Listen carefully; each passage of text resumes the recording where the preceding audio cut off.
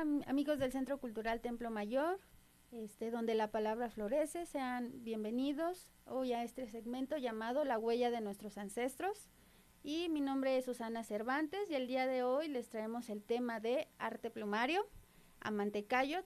Y el día de hoy tenemos a nuestro invitado especial, mi amigo, hermano, maestro, Adolfo Omisli García. ¿Cómo estás? Muy bien, pues sí, pues muchas gracias, muy contento de la invitación, de que me hayan tomado en cuenta y pues un gusto estar aquí con ustedes. Un gusto es de nosotros, gracias por aceptar la invitación. Bien, pues el día de hoy tenemos una serie de 5 preguntas donde nos gustaría que nos compartieras un poco de este conocimiento que has adquirido a través de este tiempo, Sí, ¿vale? claro. Entonces la primera es, ¿cuánto tiempo llevas en este oficio tan bonito? Bueno, pues básicamente debo de llevar unos 17, 18 años más o menos. Empecé poco a poco investigando sobre la escultura del México antiguo, lo que me llevó al arte plumario, algo que me atrapó mucho y poco a poco yo comencé a hacer mis trabajos investigando por mi cuenta y fue así que yo poco a poco ensayando, practicando, fue como fui empezando a trabajar las plumas. Qué bonito. Sí, he visto tu trabajo y a mí me encanta y a muchos más les encanta lo que he visto en tus páginas.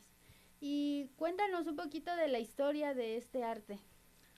Bueno, el arte plumario, si nos vamos un poquito, es un poco extenso porque es hablar desde, no sé, tiempos muy antiguísimos como desde los olmecas, donde hay registros en lápidas, pero digamos si nos vamos ya a la época de los mexicas, que es un poco más de lo último, el arte plumario pues fue una de las artes más apreciadas y más sofisticadas, ¿no? De aquellos entonces, y no solamente los mexicas, sino diferentes pueblos la trabajaban, ¿no? Los purépechas, los tlaxcaltecas, las zonas de Oaxaca, los mixtecos, zapotecos también trabajaban las plumas.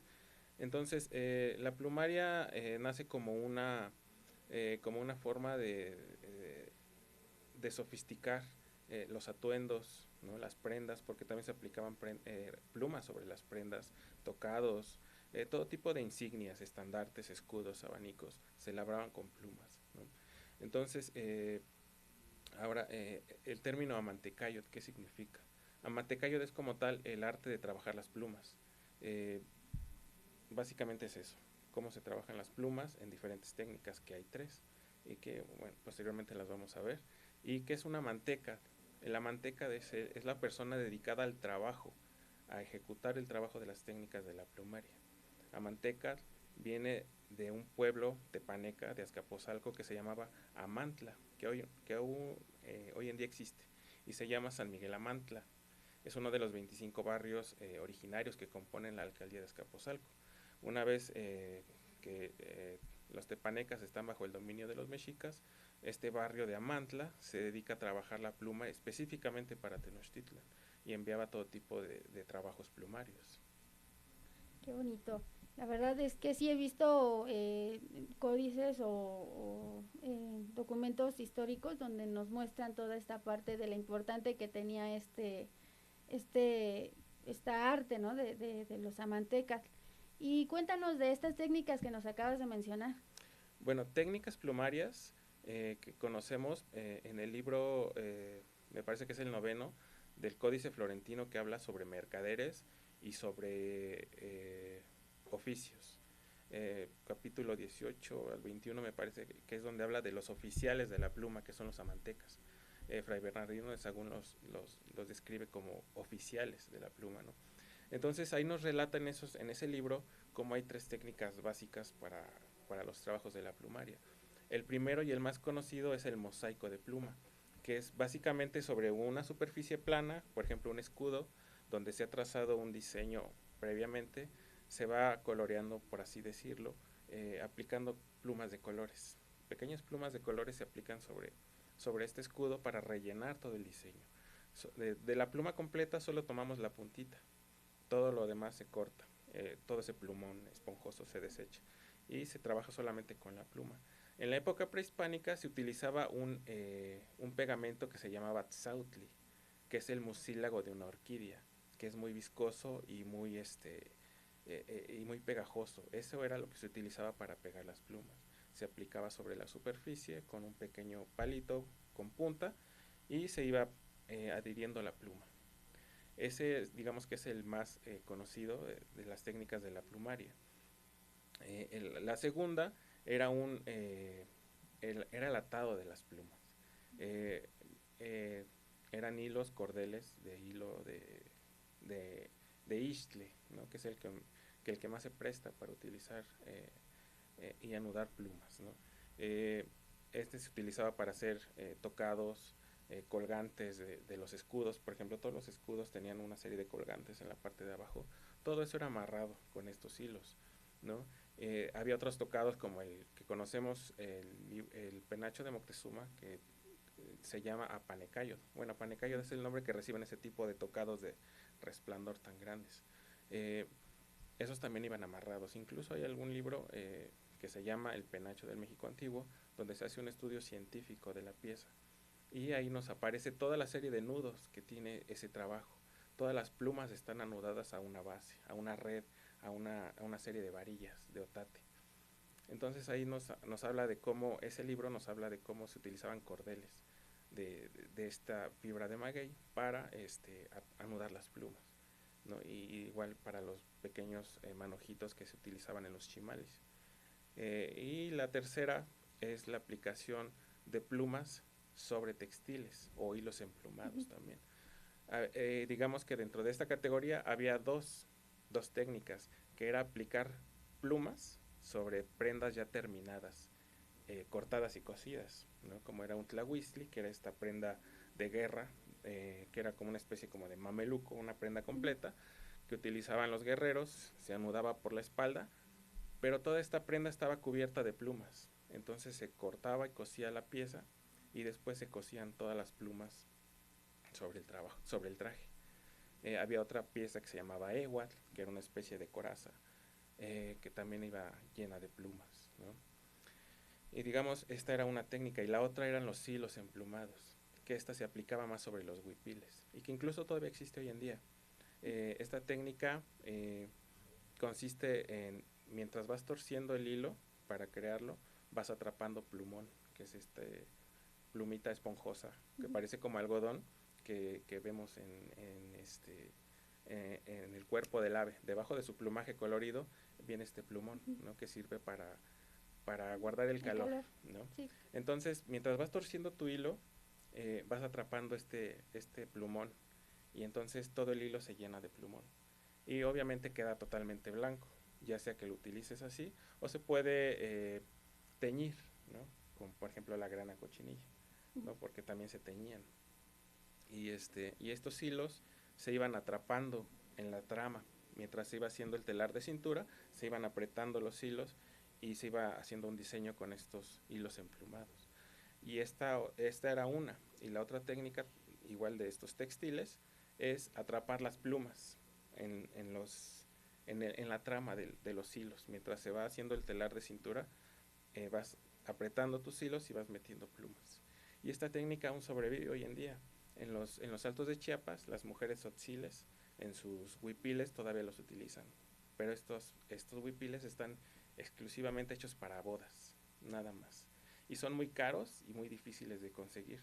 Tanto así que en la misma zona de Tzotzil, entre mujeres se prestan los atuendos, porque es difícil adquirir uno y son muy, muy caros, ¿no? Entonces, básicamente esas son las tres técnicas, ¿no? Existen. Ajá. No, pues está muy, muy bonito y saber que están resguardadas estas técnicas, ¿no? Porque pues han pasado, dirá el canto, 500 años y que se pierdan, pues lo padre es que se va resguardando y hay quienes la siguen pues poniendo en práctica, como pues es tu caso, ¿verdad?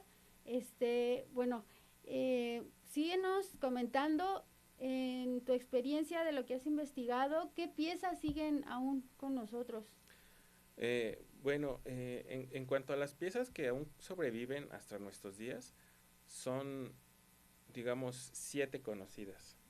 Y hay algunas hay otra que es como, no se sabe de dónde, y hay una que se perdió, que desapareció.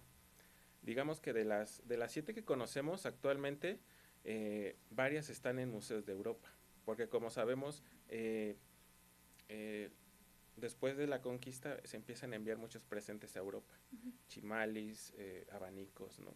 Y las cartas de relación de Hernán Cortés nos relatan esto, cómo se enviaban escudos, se enviaban abanicos, ¿no? Mosqueadores ellos le llamaban, ¿no? En las cartas de relación de Hernán Cortés aparece un listado de todos estos tesoros que se mandaban a Europa, principalmente rodelas, que es como le llamaban a los chimales. Se enviaron cientos y cientos de escudos. Entonces, eh, de estas piezas que sobreviven hasta hoy en día tenemos dos escudos que se encuentran en Stuttgart, Alemania, que es la greca escalonada, el Chikal Koliuski, que es como de los diseños más conocidos, ¿no? Esos dos están en Alemania e incluso están en una alegoría pintados por ahí de 1590, aparecen en un desfile de un carnaval, donde gente de esa localidad se atuendó con todo lo que había de presentes que llegaron a esa zona. Se llama la Reina de América, si la pueden buscar en Google para que vean cómo esos dos escudos que existen hoy en día, en 1590 ya estaban registrados allá, en Stuttgart, Alemania. Hay otro que está en Viena, que se conoce como de Aguizot, que es un cánido azul, sí, que es también muy famoso. Y junto a esa pieza está el conocido penacho de Moctezuma, el Apanecayot, y está un abanico, pero es un abanico muy grande, de 60 centímetros de diámetro, que quizá no es un abanico como de una mano, sino es un abanico como para tapar la sombra. Cuando caminaba Tlatoani, había Sí, una serie bueno, de sombrillas que eran de plumas. Pero se piensa que esta pieza es muy colonial, bueno, es de la colonia temprana, porque el diseño que tiene de una mariposa en el centro no corresponde a la plástica prehispánica. ujú, Por eso se piensa que es posterior, ¿no? Porque tiene una influencia sí, diferente. Entonces tenemos esas y aquí en México tenemos dos piezas más, que es un escudo que se llama Cuello Chimali, que está en el castillo de Chapultepec. Ahí lo tienen ujú, resguardado, incluso se hizo una exposición muy interesante y que lo trajo Maximiliano de Habsburgo a México como señal de buena voluntad, con otros documentos, pero lo más importante fue, fue ese escudo. Y en el Museo de Antropología hay un pequeño disco de plumas mm, que tiene una especie como de remolino de plumas azules, que es muy interesante porque ese se encontró en Hidalgo, en un monasterio, y lo utilizaban para cubrir un cáliz durante la misa. Incluso se llama así, cubre cáliz, así lo conocen. Pero el diseño que tiene es un remolino como de agua azul, con un fondo amarillo. Y está muy deteriorado ya hoy en día. Entonces se hizo una réplica, que es la que está expuesta en la sala mexica del Museo de Antropología, porque el original se encuentra embovedado, porque sí está muy deteriorado. Y básicamente esas son las que tenemos conocidas. no sé, Había sí, otra que era un estandarte con un glifo de un cráneo sobre un fondo rojo, que parecía ser como sangre, pero ese se perdió en Alemania durante la Segunda Guerra Mundial. Ese apareció en el Estado de México, en una cueva, y se lo llevan posteriormente a Europa, lo compran, se lo llevan a Alemania. Pero durante la Segunda Guerra Mundial, en el Museo de Berlín, no se sabe si se destruyó o si se lo robaron. El chiste es que desapareció. Y hay otra pieza que lo conocen como el penacho de Cuauhtémoc, que es mm, una especie como de disco de plumas. Pero esa pieza no se sabe de dónde salió, porque no se le ha hecho un estudio científico, no se sabe qué tipo de fibras, qué tipo de plumas tiene. Entonces no hay nada que nos haga decir que es de que Cuauhtémoc, sí, porque no solamente se llevaron piezas de México, sino también del Amazonas y del Perú. Entonces, hasta que no se estudie la pieza, no se sabría de dónde es. sí, pues bien dicen Ujú. un continente, una sola cultura, entonces ahora sí que aquí en México como allá Desde el norte hasta el sur se utilizaron estaba las plumas. utilizado exactamente. Entonces, bueno, escuchando toda esta historia, todas las técnicas, todo el trabajo de investigación que tú has realizado, platícanos cuánto tiempo tardas tú en realizar una pieza, porque me imagino que te las piden así, quiero así, pero obviamente que tú tratas de que quede más apegado a la realidad. Bueno, es que bueno, va a depender de qué tipo de pieza sea lo que me estén pidiendo, porque yo puedo hacer un par de aretes que me tardo 20, 25 minutos o hasta menos, teniendo ya toda la pluma disponible. Pero si me encargan un chimali, pues un chimali tengo que hacer la base, tengo que trazar el diseño eh, y todo el trabajo de emplumarlo, pues sí me puedo tardar quizá me puedo tardar unas 2 semanas, 3 semanas, depende también la carga de trabajo que yo ya tenga, porque sí es muy difícil conseguir toda la pluma que se requiere, porque no es muy poquita, sino necesito bastante. Entonces sí va a variar, depende de la pieza que yo quiera hacer. Sí, exacto. Bien, pues como reflexión me gustaría que nos dieras una palabra.